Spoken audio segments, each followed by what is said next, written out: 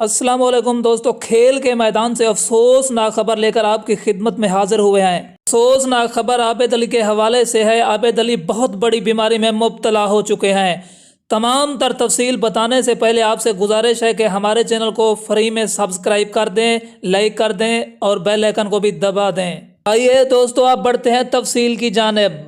आबिद अली दिल की बीमारी में मुब्तला हो चुके हैं। कराची के एक बड़े निजी अस्पताल में उन्हें मुंतकिल कर दिया गया है।